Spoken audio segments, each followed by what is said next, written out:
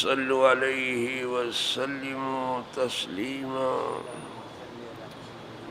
اللهم صل وسلم على سيدنا محمد وآله وأصحابه وبارك وسلم صلاة وسلاما عليك يا رسول الله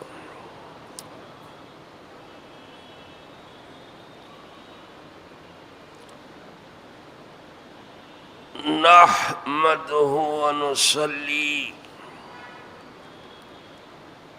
ونسلم على رسوله الكريم أما بعد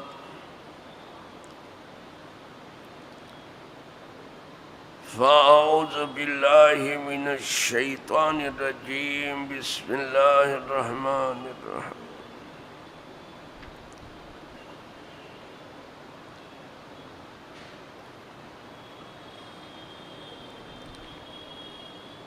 وعن أبي ذر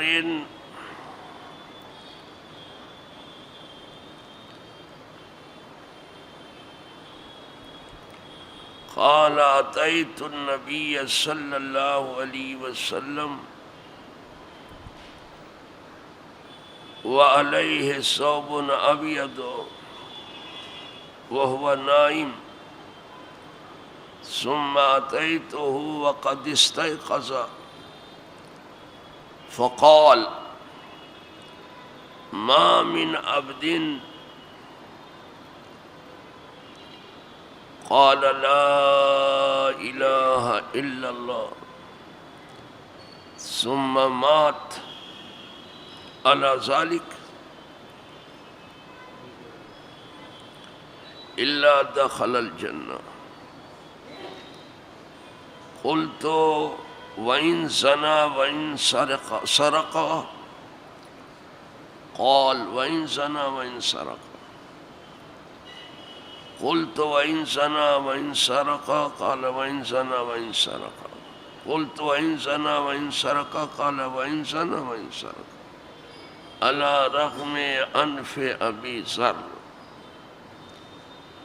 وكان أبو ذر إذا حدث بهذا قال وإن رغم أنف أبي ذر متفق عليه.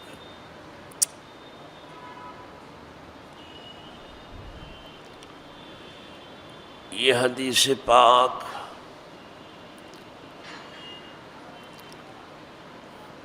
صاحب لولاک جناب ابو ذر غفاری رضی اللہ تعالیٰ عنہ سے مروی ہے.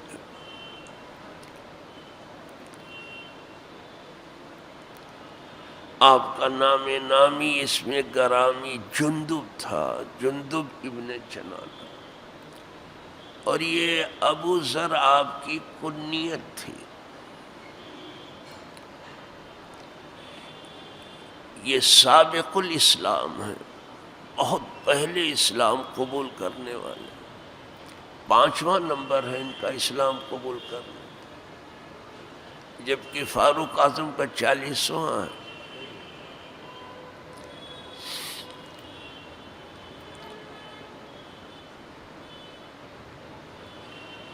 یہ بہت ہی عابد و زاہد تھے.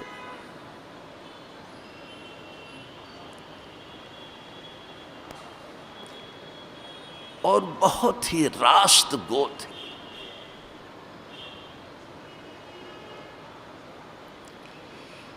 سچی بات کہتے ہوئے کبھی جھجکتے نہیں تھے اور نہ کبھی کسی سے مروب ہوتے.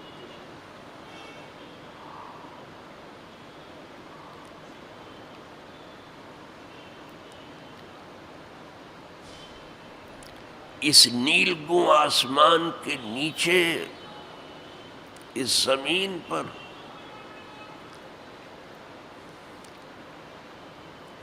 حضرت ابو ذر کہ جیسا لب و لہجے والا بہت کم ملتا تھا.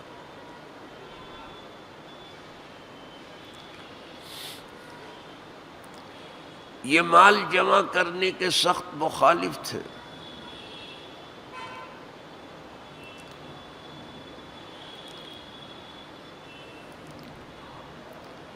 اسی لیے شام میں جب آپ سکونت پذیر تھے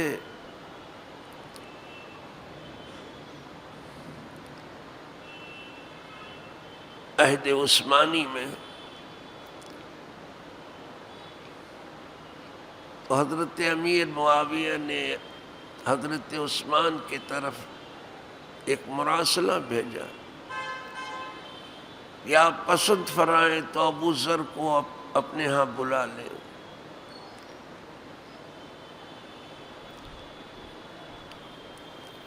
اب یہ بہت جلیل القدر صحابی ہیں اور ہم سے الجھتے رہتے ہیں کہ بیت المال میں آپ مال کیوں جمع کرتے ہو، یہ فوراً تقسیم کرو۔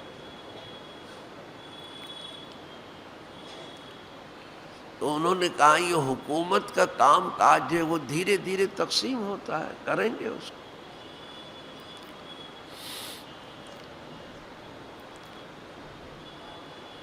اور اس سے زیادہ کہہ بھی نہیں سکتے تھے کچھ۔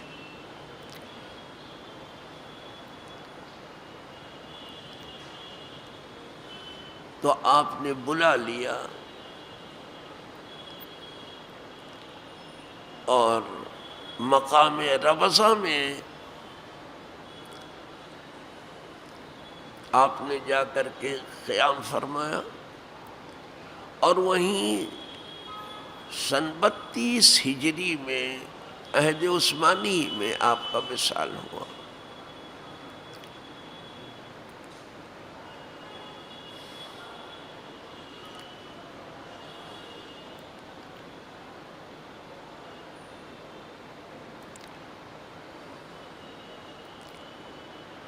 مکے میں آ کے جب اسلام قبول کیا تھا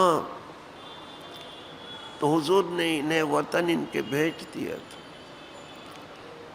کہ جنگ خندق کے موقع پر یہ آئے تھے، پھر برابر حضور کی خدمت باسعادت میں رہے۔ اب یہ بیان کر رہے ہیں، ان سے بہت سے لوگوں نے روایت لی، وہ بیان کر رہے ہیں جناب ابو ذر کہ اتیت النبی صلی اللہ علیہ وسلم، میں حضور کی بارگاہ بے کس پناہ میں حاضر ہوا،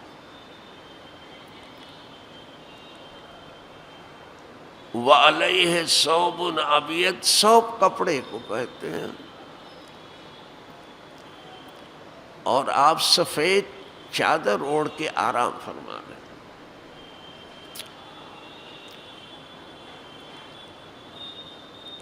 وہ نائم، آپ سو رہے تھے۔ صحابہ کبھی سوتے میں جگاتے نہیں تھے۔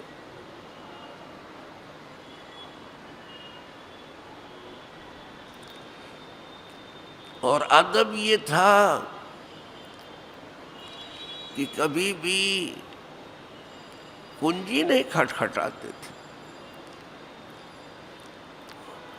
کوئی بہت ضروری کام ہوا تو ناخن سے ہلکی سے حرکت دیتے تھے، بہت ضروری ہوا تو، ورنہ آپ کے آرام میں کوئی خلل انداز نہیں ہوتا۔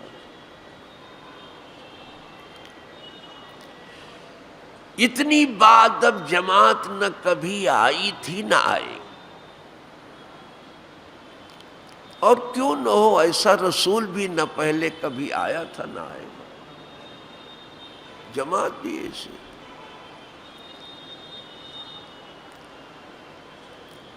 کتنے جنازے تو ایسے تھے کہ لوگ خبر بھی نہیں کرتے تھے حضور کو، اور دفن کر دیتے۔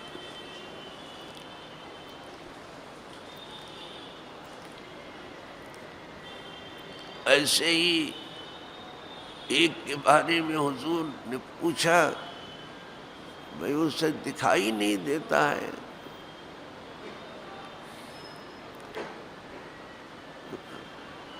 ہاں حضور اس کا انتقال ہو گیا۔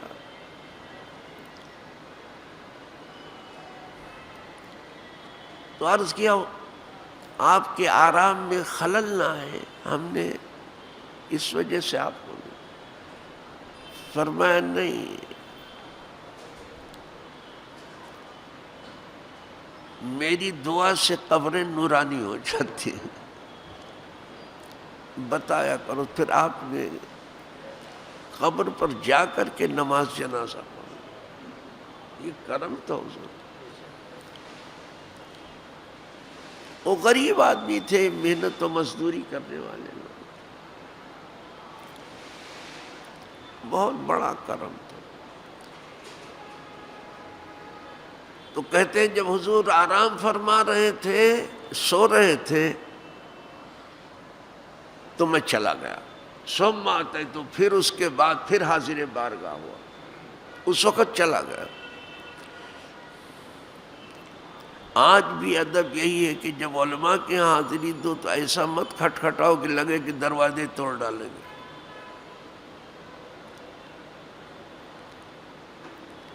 کچھ لوگ ایسے کھٹکھٹاتے ہیں دروازہ، لگتا ہے کہ آج یہ دروازہ توڑ ہی کر رہے ہیں۔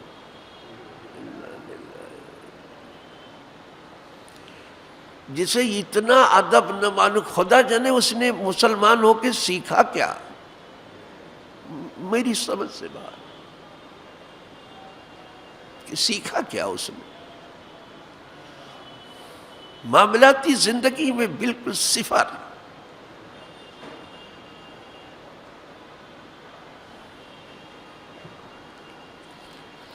اس وقت حضور بیدار ہو چکے تھے، جب دوبارہ یہ آئے اس وقت چلے گئے، دوبارہ پھر حاضر بارگاہ ہوئے، حضور اس وقت بیدار ہو چکے تھے۔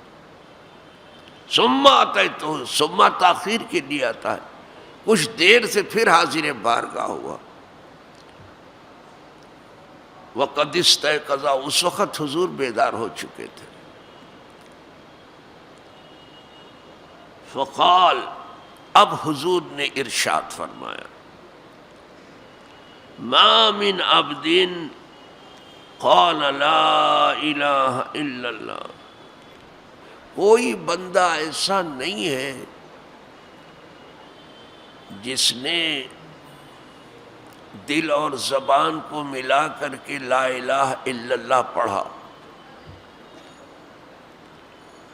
ثم مات علی ذلک، پھر اسی کلمے پر موت بھی آئی۔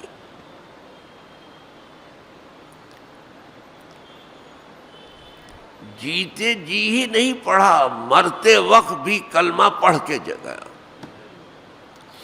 اور حکم بھی ہے کہ مرنے والے کے پاس جو ہے جب دیکھو نزاعی کیفیت ہے تو اسے لا الہ الا اللہ کی تلقین کرو، یہ مت کہو کہ پڑھو، ایسا مت کرنا۔ لقنوا موتاکم لا الہ الا اللہ، اپنے مردوں کو تلقین کرو لا الہ کی۔ تو تلقین کا یہ مطلب نہیں کہ ہمیں میاں اب تمہاری روح کے چل چلاؤ کا وقت ہے، ذرا کلمہ تو پڑھ لو، یہ سب مت کہو جی۔ آپ کو کیا معلوم ہے کہ وہ کس آزمائش میں وہ ہے، کہیں تکلیف میں کچھ کا کچھ بول گیا تو کہنا نہیں کبھی کہ بس تم خود پڑھو، تم کو پڑھتا دیکھ کر کے وہ پڑھے گا۔ اور جنہیں اللہ نے توفیق دی ہے وہ میں نے دیکھا کہ وہ ان کی زبان پر مرتے وقت پہلے سے کلمہ جاری ہو جاتا ہے۔ میرے والد محترم کو جب اسماعیلیہ میں لے گیا، جب آخری ان کا ہارٹ اٹیک تھا،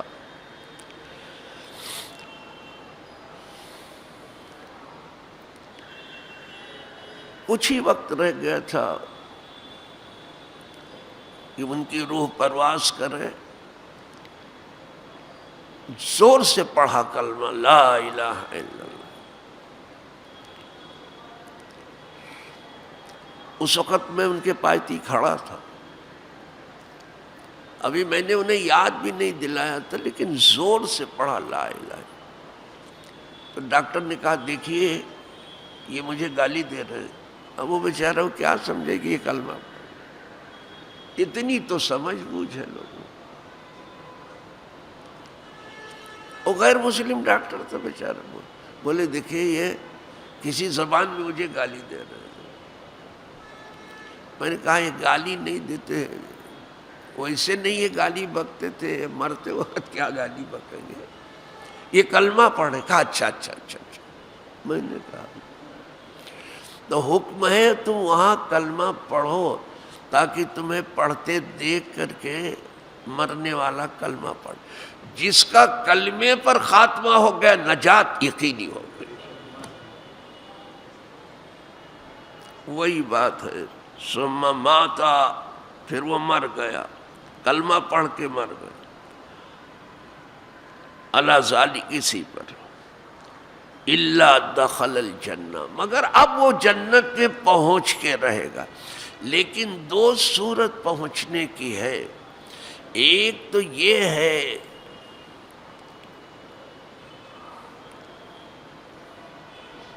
کہ اسے کوئی آنچ نہ لگے جہنم کی اور وہ جنت میں پہنچ جائے ٹھنڈے ٹھنڈے. دوسری صورت یہ ہے کہ بہت ایسے گناہ ہیں جو سزا چاہتے ہیں، تو اسے پھر تھوڑی سزا ہوگی، اس کے بعد پھر جنت میں ڈال دیا جائے گا. لیکن ہمیشہ نہیں رکھا جائے گا جہنم میں. اللہ ہر کسی کو سزا سے تو بچا لے. جس کو دخول اولی ملا، پہلی ہی بار جو داخل ہو گئے جنت میں، وہ بہت زیادہ کامیاب ہے.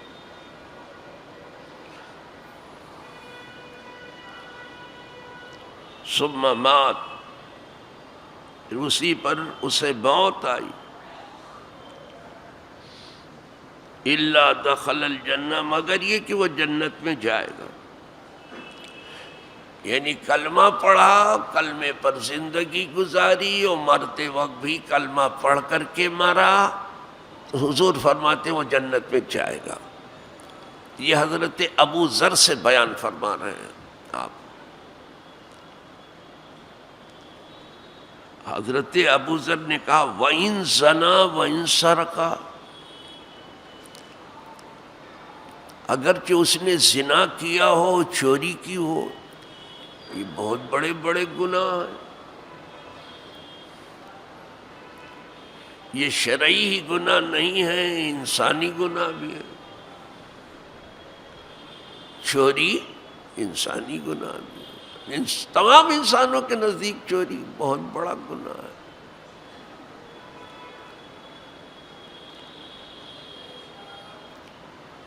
اسی لیے ہمارے یہاں ہے کہ چور اگر رنگے ہاتھوں پکڑا جائے تو ہاتھ کاٹ لیا جائے. بڑی دنیا گل گپاڑا کرتی رہے کہ دیکھو اسلام کی یہ سزا ہے وہ سزا ہے.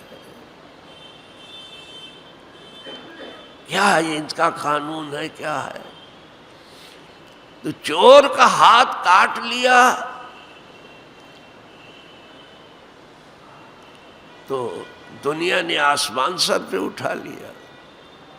اور اس چور نے نہ جانے کتنوں کے ہاتھ کاٹ لیے تو کچھ نہیں. کتنے لوگوں کو برباد کر دیے اس چور نے. تو ایک کا ہاتھ کاٹ کے اگر سینکڑوں کو بچا لیا جائے یہ اچھا نہیں ہے. کیا تم سمجھو گے کہ اسلام کا کیا قانون؟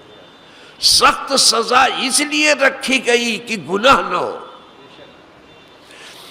ہمارے یہاں زنا کا معاملہ جس کی کہہ رہے ہیں حضرت ابو ذر غفاری کہ وَإِن زَنَا، پہلے زنا ہی کہنا. زنا میں یہ ہے کہ اگر غیر شادی شدہ نے زنا کیا تو 100 کوڑے لگائے جائیں. اگر ثابت ہو جائے تو 4 گواہوں سے، وہ بھی مرد گواہوں. بہت مشکل ہو جاتا ہے ثابت ہونا ہی. تو اگر غیر شادی شدہ ہے تو اسے 100 کوڑے لگائے جائیں. اور اگر شادی شدہ سے یہ کام ہوا تو اسے اتنے پتھر مارے جائیں کہ وہ دم توڑ دے.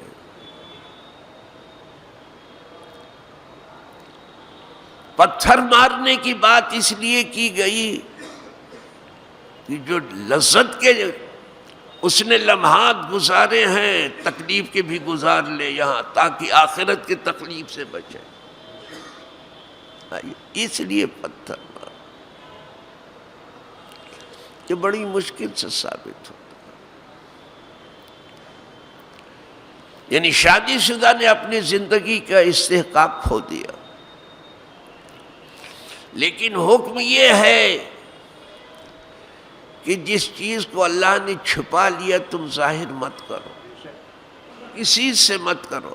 یہاں تو کچھ لوگ گناہ کر کے ساری دنیا میں بانٹتے رہتے، گواہ بناتے رہتے ہیں. اب یہ سب گواہی دیں گے کہ ہاں ہم سے کہا تھا اس نے کہ میں نے ایسے کیا.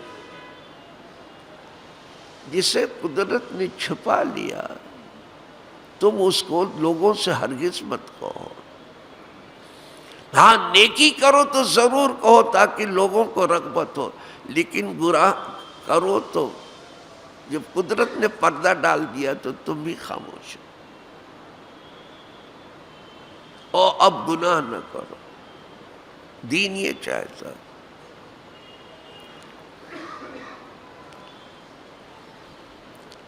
لیکن اگر اس کبھی ثابت ہو گیا زنا شادی شدہ سے تو پھر اس کو سنگ سار کرنا ہے، پتھر مارنا.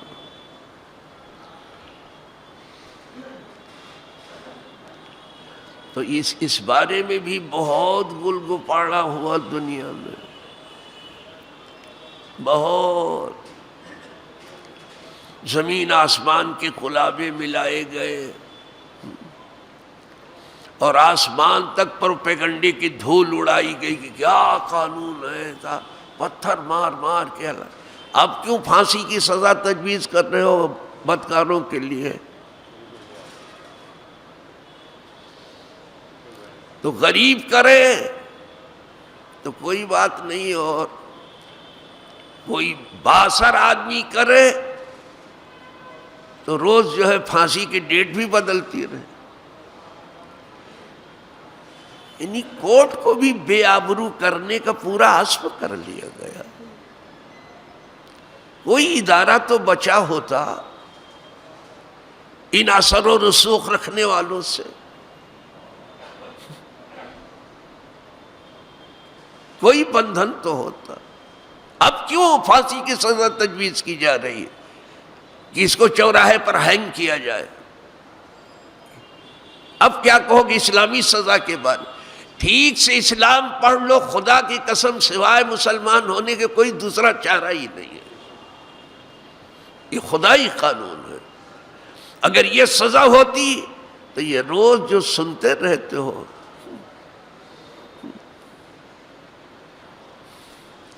یہ اجتماعی آبرو ریزی کا معاملہ ہے، یہ بدکاری کا اجتماعی معاملہ ہے. پہلے بدکاری کرو پھر موت کے گھاٹ ہو. یہ کبھی نہیں ہوتا. سزا اس لیے ہے کہ آدمی ڈرے اس سے اور گناہ نہ کرے. آدمی نڈر اس لیے ہو گیا کہ جانتا ہے کچھ بھی نہیں، ہم کو تو چھوٹ جانا ہی ہے، اس لیے ہو. پکڑ کی بات ہوتی کبھی بھی یہ نہیں ہوتا.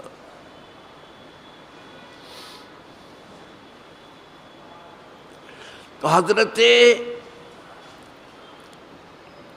ابو ذر نے کہا حضور اگرچہ زنا کریں، زنا کی بہت برائی کی ہے، اللہ کی کتاب نے وَلَا تَقْرَبُوا الزِّنَا فرمایا زنا تو جانے دیجئے، زنا کے قریب مت جاؤ. فَإِنَّهُ كَانَ فَاحِشًا وہ بڑی بے حیائی کا کام ہے، وہ مقتا اور اللہ کی بڑی ناراضگی کا سبب ہے. اس پہ ایمان باہر نکال لیا جاتا ہے جس وقت اس برا کام میں لگتا ہے، وہ بعد میں واپس کر دیا جاتا ہے، لیکن جو پہلی آب و تاب تھی اب باقی نہیں رہتی. ایمان کی جو پہلے جولانیت تھی اب باقی نہیں رہے گی، ویک ہو گیا، لیکن واپس کیا گیا۔ تو حضرت ابو ذر غفاری نے کہا کہ حضور اگرچہ اس نے زنا کیا ہو اور بدکاری کی ہو تو بھی جنت میں جائے گا؟ سرکار نے فرمایا ہاں اگرچہ زنا کیا ہو اور بدکاری کی۔ انہیں کچھ اور زیادہ تعجب ہوا، کہنے لگا حضور اگرچہ زنا کیا ہو بدکاری کی ہو، اب پرہیزگار کے لیے تو بہت بڑی چیز ہے نا۔ فرمایا اگرچہ اس نے زنا کیا ہو بدکاری کی ہو۔ تیسری بار پھر پوچھا وَإِن زَنَا وَإِن سَرَقَ، حضور اگرچہ اس نے زنا کیا ہو بدکاری کی ہو تو اور چوری کی ہو تو؟ فرمایا اگرچہ اس نے بدکاری کی ہو، زنا کیا ہو اور چوری کی ہو۔ تیسری بار فرمایا علی رغم انف ابی ذر، ابو ذر کی ناک مٹی میں ملے وہ جنت میں جائے گا۔ یعنی تجھے اتنا تعجب کیوں ہو رہا ہے؟ کوئی گناہ کتنا ہی بڑا کیوں نہ ہو جائے، اللہ کی رحمت اس سے زیادہ بڑی ہے۔ اللہ اپنی رحمت سے کسی کو لے جاتا ہے جنت پہ، تو تمہیں اتنا کیا تعجب کی کیا ضرورت؟ گناہ ضرور غضب الہی کو دعوت دیتا ہے، لیکن اللہ کی رحمت اس کی غضب سے زیادہ ہے۔ سبقت رحمتی علی غضبی، میری رحمت میرے غضب سے ہے، وہ بخشنا چاہتا ہے۔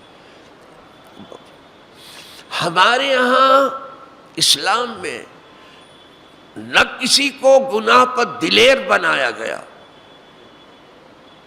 کہ جو جی میں کرتے رہو کلمہ پڑھ لو، نو نو نو نو، سزا رکھی ہے۔ سب کو دخول اولی نہیں ملے گا، اگر بہت بڑے بڑے گناہ کیے جائے گا جنت میں، لیکن بھگت کر کے جائے گا، بھگتنا پڑے گا۔ ہاں مگر اللہ چاہے تو معاف کر دے۔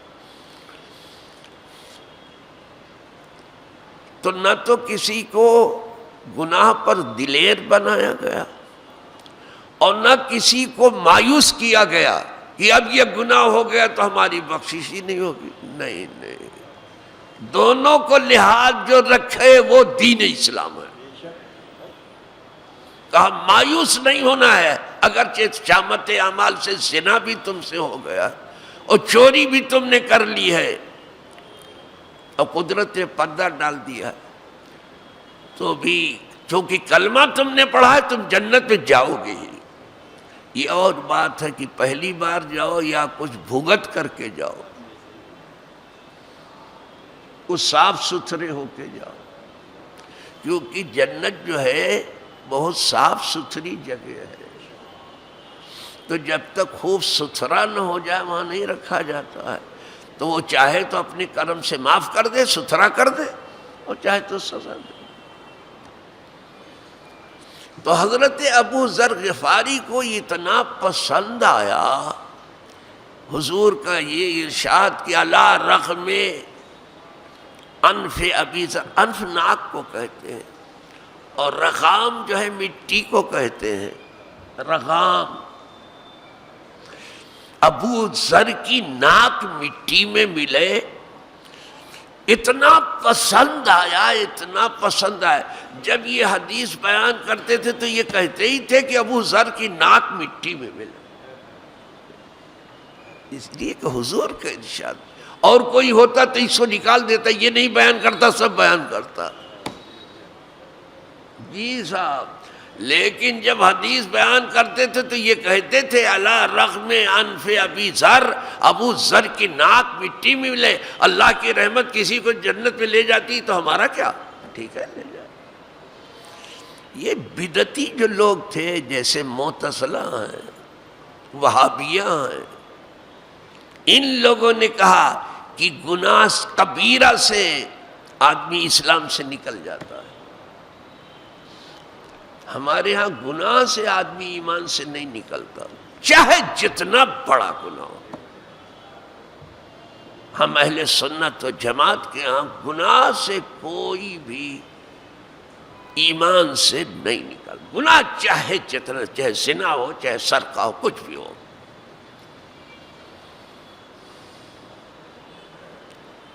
گناہ سے ایمان سے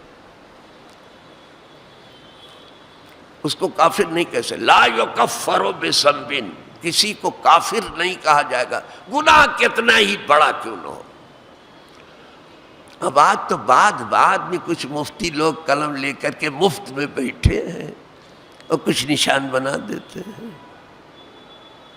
مبلغ علم کچھ نہیں، صفر ہے، کچھ نہیں جانتے.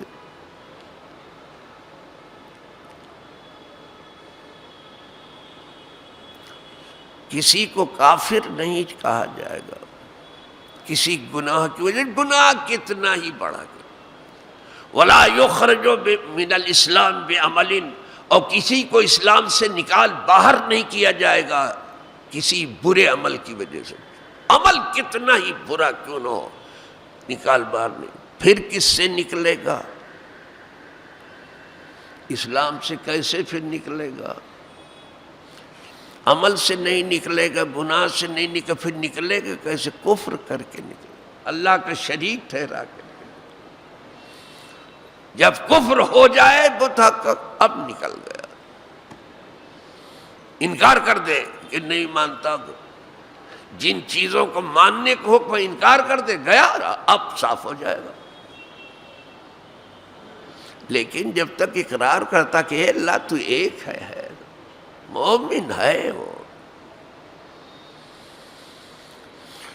جو گناہ اس نے کیا ہے، جو عمل بد اس نے کیا ہے، اس کی سزا بھی مل سکتی ہے اور معافی بھی ہو سکتی، دونوں ہو سکتا ہے. اللہ چاہے تو معاف کر دے اور چاہے تو سزا دے،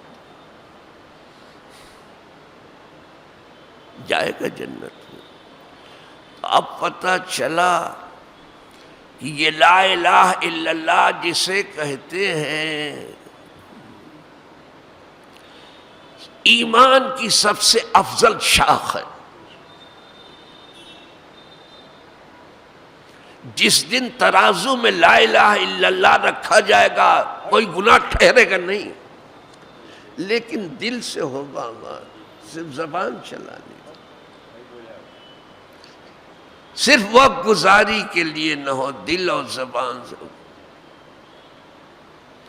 اگر ساتوں طبقات ارضی اور سماوی رکھ دیے جائیں ایک طرف اور لا الہ ایک طرف رکھا، لا الہ بھاری ہو جائے گا. گناہ کتنا بڑا ہوگا. اگر ذرات زمین یا قطرات بحر کے برابر بھی آپ کے گناہ یا تاروں جیسے ہیں، کوئی بات نہیں ہے، اس کی رحمت اس سے بڑی ہے. ان سب کی حد ہے. سمندر کے قطرات متنا ہی ہیں، گنتی ہے ان کی، بھلے ہم نہ گن سکیں. ذرات ارضی ان کی گنتی بھلے ہم نہ گن سکیں. تاروں کی گنتی ہے، اللہ کی رحمت کی کوئی گنتی ہے، وہ بے حد و حساب ہے.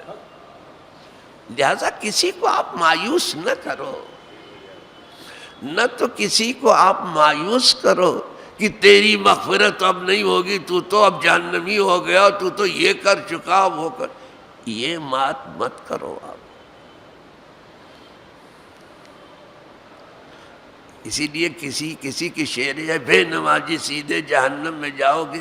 جب یہ سنتا ہوں تو میں کہتا ہوں کیا تک بندی لے کے بیٹھے ہو، کیا تک بندی لے کے، یہ کیا تک بندی ہے تمہاری؟ کیا جنت و جہنم میں بھیجنے کا ٹھیکہ آپ نے لے لیا؟ جنت کے مالک حضور ہے، یہ حضور فرما رہے ہیں. وہ بھی حضرت ابو ذر کو کہہ رہے ہیں کہ تیری ناک مٹی میں ملے اگرچہ اس نے زنا کیا ہو، جنت میں جائے گا.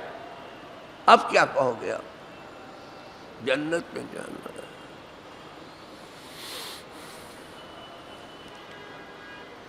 تو نہ تو ہمارے یہاں گناہ پر دلیر کیا گیا ہے اور نہ ہمارے یہاں کسی کو مایوس کیا گیا ہے۔ قدرت خود ہی کہتی ہے کہ لا تقنطوا من رحمت اللہ، دیکھو اللہ کی رحمت سے مایوس نہ ہونا۔ اللہ کی رحمت سے سوائے شیطان کے کوئی مایوس نہیں ہے، اس کی رحمت سے امید لگا کے رکھو، اس کی رحمت بہت۔ کبھی میں نے سنایا تھا، آپ کو یاد دلا دوں، قیامت کے دن دو آدمیوں کو حکم ہوگا کہ جہنم میں جاؤ، تو ایک تو بڑی تیزی سے جہنم کی طرف بھاگے گا، اور دوسرا جو ہے دھیرے دھیرے جہنم کی طرف چڑھے گا اور مڑ مڑ کے دیکھے گا۔ یہ دو قسم کے آدمی ہیں، صرف دو ہی نہیں ہے، دو قسم کے آدمی ہیں، سمجھ لیجیے۔ حکم ہوگا رکو تم دونوں، اس سے پوچھا جائے گا تو جہنم کی طرف دوڑ کے جا رہا ہے اتنی تیزی سے، کیا وجہ ہے؟ کیوں دوڑ رہا ہے؟ کیوں بھاگ کے جا رہا ہے؟ چل کے کیوں نہیں گیا؟ عرض کرے گا دنیا میں غلطی ہو گئی، حکم ماننے میں، کیا یہاں بھی غلطی کروں اب؟ وہاں غلطی ہو گئی، یہاں بھی غلطی کروں۔ اور اس سے پوچھا جائے گا کہ تو دھیرے دھیرے جا رہا ہو، پیچھے مڑ کے جا رہا کا؟ کہا میں ضرور گناہ میں بالکل ڈوبا ہوا، بہت گنہگار ہوں، لیکن تیری رحمت سے کسی دن میں مایوس نہیں ہوں۔ فرمایا دونوں کو جنت میں لے جاؤ۔ دیکھا وہ ڈر کی وجہ سے بھاگ رہا تھا، تو اللہ نے ڈر دور کر دیا اس کا اور جنت میں بھیج دیا۔ اور یہ امید کے اوپر مڑ مڑ کے دیکھ رہا تھا، اس کی امید بھی پوری۔ یہ خدا ہی کی بارگاہ جہاں ہر امید پوری ہو کے رہتی ہے، یہی وہ جگہ ہے جہاں آبرو نہیں جاتی۔ الحمدللہ رب العالمین۔ اب کچھ تو آپ کی سمجھ میں آ گیا ہوگا کہ ہمارے دین میں کتنی لچک ہے، کتنی رواداری ہے، کتنی معنویت ہے، کتنی انسانیت ہے دین میں۔ کسی اللہ کے بندے کو مایوس مت کرنا، جلدی سے کسی کو آپ جہنمی مت کہنا۔ کچھ لوگ بڑی جلدی دوسرے کو جہنمی کہہ دیتے ہیں، یہ تو جہنمی ہے صاحب، یہ تو خبیث ہے۔ اچھا آپ کیا ہو بھیا؟ بڑے طیب ہوتا ہے، کیسی زبانیں کھل گئی ہیں، ارے یہ تو خبیث ہے، واہ۔ اور آپ کیا ہو؟ کوثر و سلسبیل میں نہلائے گئے ہو آپ؟ کیا کیا بک رہے ہو آپ؟ جو ابھی اپنی زبان پہ کنٹرول نہ کر سکا، میں کیا کہوں گا کہ دل کو سیدھا کرنے کی اس نے کبھی کوشش کی ہوگی؟ اپنے دل کو سیدھا کرو، پھر زمانے کو سیدھا کرنے کی بات کرنا۔ اپنی زبان کو سیدھا کرو، پھر دنیا کو راہ دکھانے کی بات کرنا۔ اور قربان جائیں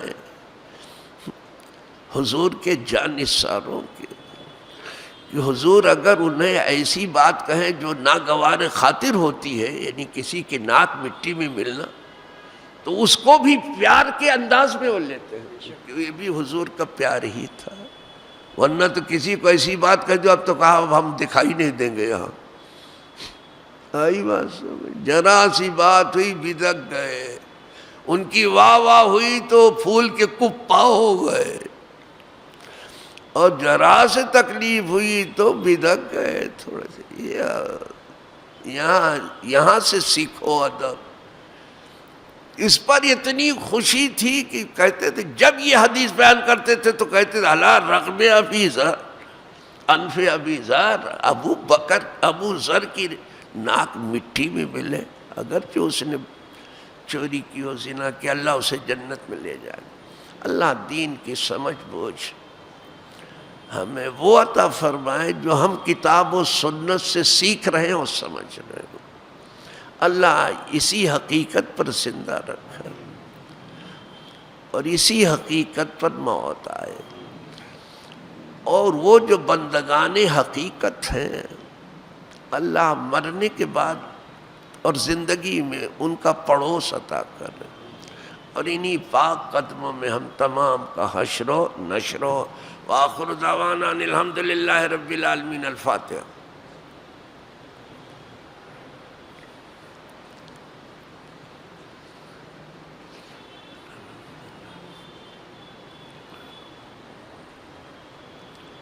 ان اللہ و ملائکتہ یصلون علی النبی یا ایہا الذین آمنوا صلوا علیہ وسلموا تسلیما.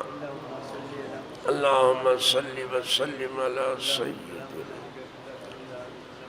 محمد وآلہ وصحبہ وبارک وسلم صلاۃ و سلام علیک یا رسول اللہ.